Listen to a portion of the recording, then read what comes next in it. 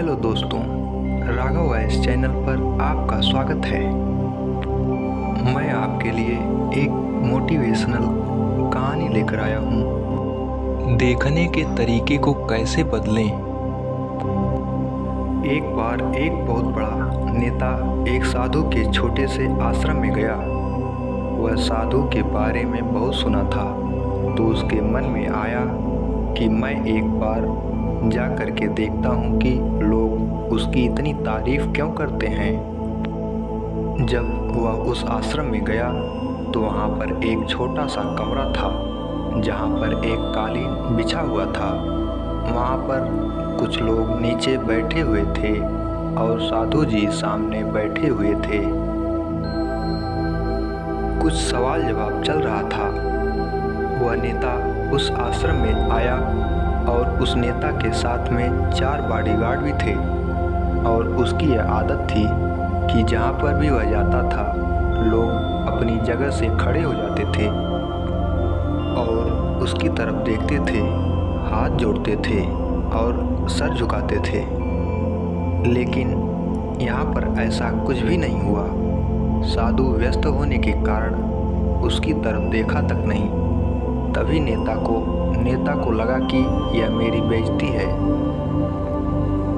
और वह इस बात से गुस्सा हो गया। नेता ने थोड़ा गुस्से से साधु की बात को बीच में काटते हुए कहा कि मैं आपसे कुछ कहना चाहता हूँ। साधु ने उसकी तरफ देखा और बोला, आप थोड़ी देर रुकिए, पहले मैं इनके सवाल का जवाब दे दूँ, उसके बाद मैं आपसे बात करता हूँ। तब तक आप अगर चाहें तो आप बैठ सकते हैं।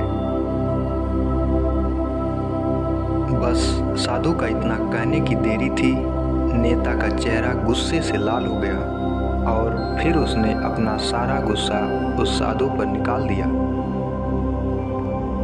अभी तक वह नेता बहुत तमीज से आप कह करके बात कर रहा था, लेकिन अब वह तू तड़ाक पर उतर आया।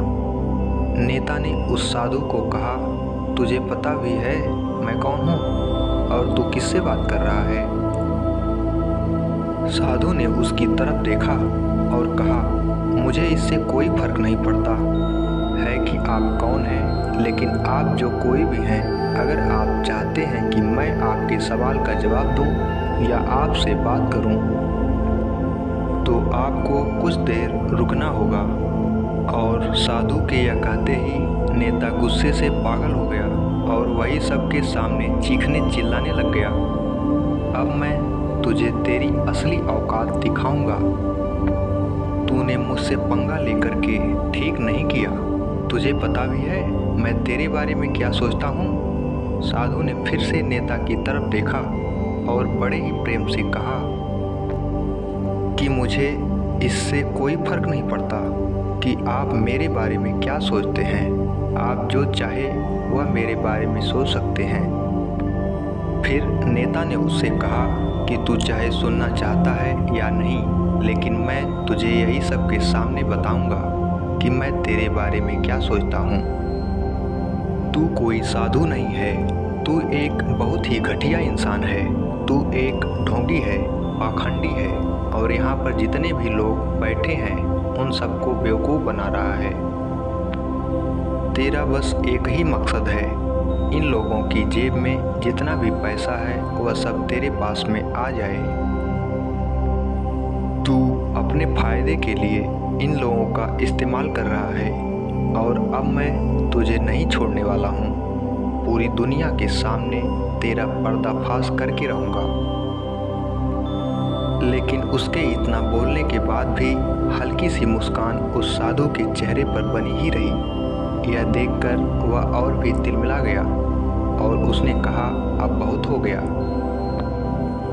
अब मैं यहाँ 1 मिनट भी नहीं रुकने वाला। लेकिन अभी भी तेरे पास मौका है। अगर मुझसे माफ़ी मांगनी है या मुझसे कुछ कहना है तो कह सकते हो। इतना सब होने के बाद भी साधु के चेहरे पर एक मुस्कान थी और वह बिल्कुल शांत था।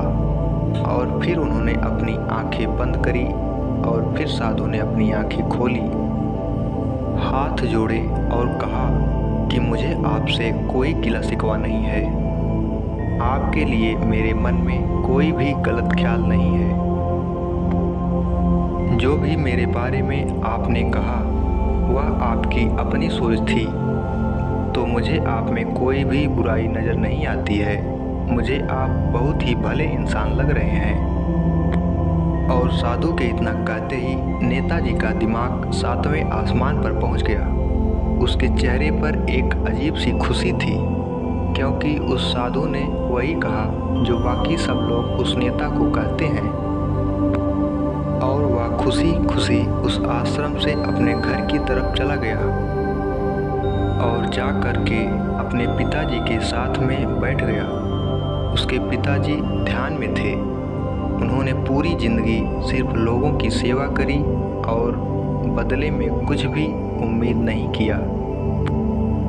तो थोड़ी देर बाद जब उन्होंने अपनी आंखें खोली और देखा अपने बेटे को अपने साथ बैठे हुए, तो उनके बेटे के चेहरे पर आज एक अजीब सी खुशी थी जो आज से पहले उन्होंने कभी नहीं देखी थी। फिर उसने एक एक करके सब कुछ बताया कि आज क्या हुआ, किस तरह से वह आश्रम गया और वहाँ पर क्या हुआ, उसने क्या कहा और साधु जी ने क्या कहा।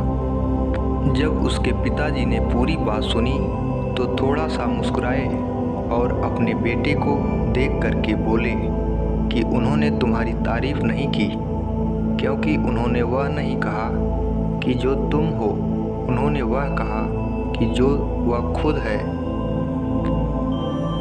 और तुमने जो भी कुछ उनको कहा वो नहीं कहा कि जो वो है, बल्कि तुमने वह कहा जो तुम खुद हो।